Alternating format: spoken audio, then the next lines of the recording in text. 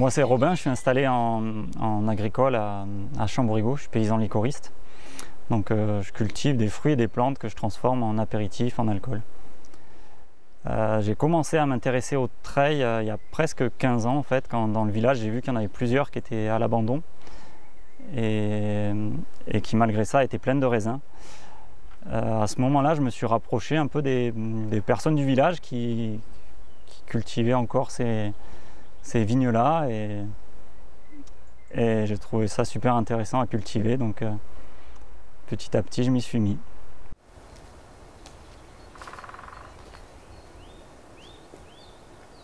Plusieurs critères donc à prendre en compte pour choisir le bon bois de fabrication de treilles. Premièrement, la période de coupe. On essaiera de couper le bois sur la période hivernale, on va dire de mi-novembre à mi-mars. Et si on veut respecter aussi le cycle lunaire, on choisira une période de lune descendante. Ensuite, quel bois choisir? On essaiera de choisir un bois le plus rectiligne possible. Au niveau du diamètre du bois, pour tout ce qui est section verticale, un diamètre de 10 à 15 maximum sera le mieux. Après, pour tout ce qui est bois horizontaux, cela va dépendre de l'espacement qu'on a choisi de mettre entre chaque piquet. Pour un espacement de 2,50 m, un diamètre de 8 cm conviendrait. Et après, si vous voulez faire un écartement un peu plus important, allant de 3 à 4 mètres, il faudra peut-être augmenter ce diamètre jusqu'à 8 à 10 cm. Le bois de châtaignier donc, se prête très bien à ce travail-là. On peut prendre comme celui-ci un bois, on va dire, vivant. Ou sinon, la construction de treilles permet également d'utiliser tous les bois malades qu'on trouve en forêt, malades par le chancre, ou des bois qui sont secs sur pied. Les caractéristiques mécaniques de ces bois se prêtent très bien à cette construction. Et malheureusement, on en trouve de plus en plus dans nos forêts, donc c'est une bonne manière de les recycler. Le long, là, celui-là, là, celui qui monte là, il est mort. Il a la maladie en bas et on voit qu'il est mort depuis quelques années déjà. Mais il a poussé bien droit. On voit qu'il n'y a plus rien au-dessus. Et là, on pourra tirer dans celui-là, sur la partie droite, on va pouvoir quasiment tirer 1, 2, peut-être 3 piquets dans le même arbre. Donc une fois qu'on a abattu les bois, une fois sur place, l'idée ça a été de répartir les morceaux, donc garder les plus grosses sections pour la partie en terre, la partie qui va devoir résister en étant enterrée, les morceaux moyens pour toutes les traverses qu'on voit au-dessus, et après les morceaux plus fins pour faire les longueurs qui elles servent juste à tenir la structure, à contreventer.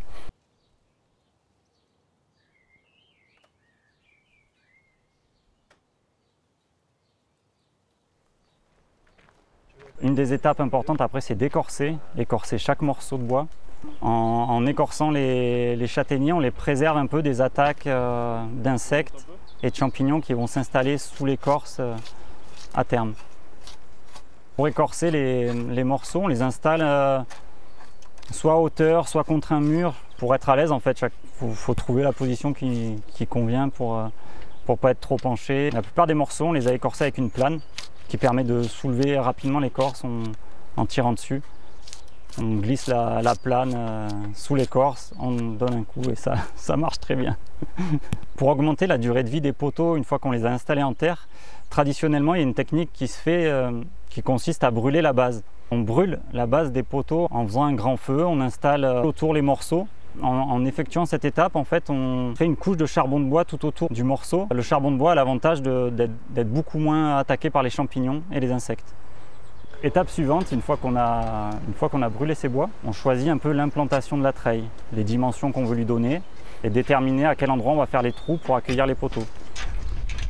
Là, en l'occurrence, sur toutes les treilles qu'on a fait, la plupart des trous ont été faits grâce à une tarière thermique qui permet de descendre, d'effectuer un trou à 50 ou 60 cm de profondeur.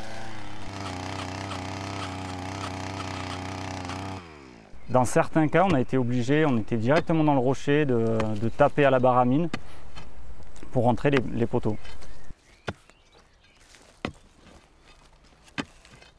Une fois que les trous sont faits, On installe les poteaux et on fait en sorte de les caler avec des cailloux.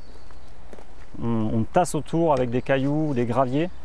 Il y a un double avantage selon certains, à la fois qu'autour il y ait un espace qui permette à l'eau de circuler, de drainer, que le pied du poteau ne soit pas directement en contact avec la terre.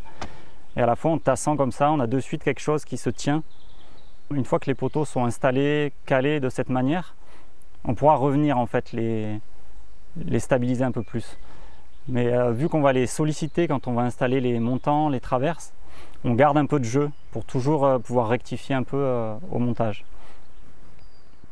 Moi, pour toutes les treilles que j'ai installées, j'ai déterminé une hauteur en fonction de ma taille à moi en fait, pour pouvoir récolter de manière assez facile les raisins.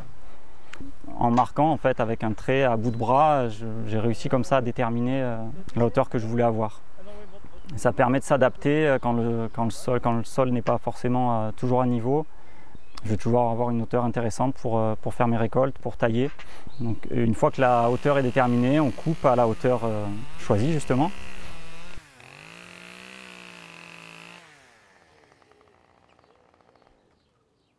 On implante du coup le poteau posé avec un niveau, c'est bien, une règle à un niveau. En fait, je choisis toujours un poteau de référence sur lequel je marque ma hauteur à chaque fois et en face, je la répercute par contre avec une règle à un niveau.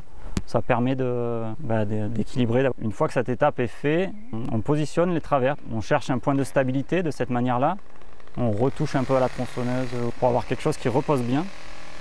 À ce moment-là, on marque avec un crayon l'emplacement où on va installer des clous pour rigidifier la structure. Ici, on a choisi un assemblage avec des clous plutôt que d'autres techniques traditionnelles qu'on peut voir avec les fourches ou autre chose. En plusieurs endroits, on a eu des poteaux qui étaient difficiles à stabiliser parce qu'on était vraiment au bord de la pente ou parce que le rocher ne nous permettait pas d'installer suffisamment profondément dans les poteaux. Du coup, on a choisi cette technique qui a l'avantage d'avoir assez rapidement un système qui est assez stable, quoi. Et l'autre avantage qu'on y a trouvé, c'est la mise en œuvre était quand même rapide. Souvent, on redescend le bois pour faire les trous, des avant-trous en fait, pour que les clous puissent traverser facilement et s'installer et pas éclater le bois de châtaignier qui a cette tendance-là à facilement se fendre. Et après, une fois qu'on a bien ajusté avec le niveau de précision qu'on choisit, on installe la traverse, on la remet en place et on met les clous.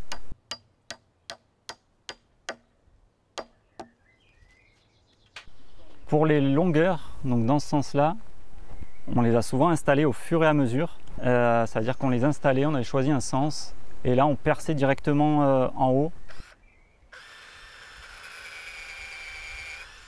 et on mettait les clous directement. Il y a moins la nécessité d'ajuster.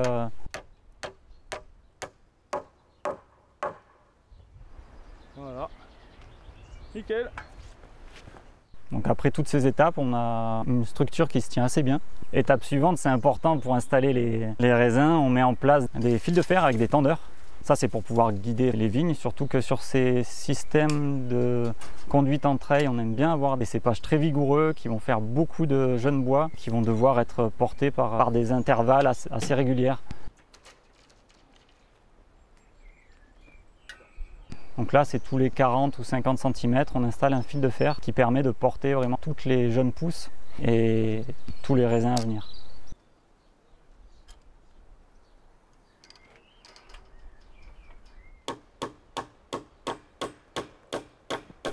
Une fois que les treilles sont installées, l'objectif c'est de planter les vignes et de les conduire jusqu'en haut pour qu'ils couvrent rapidement la zone qu'on a mis en place avec les fils de fer, les tendeurs.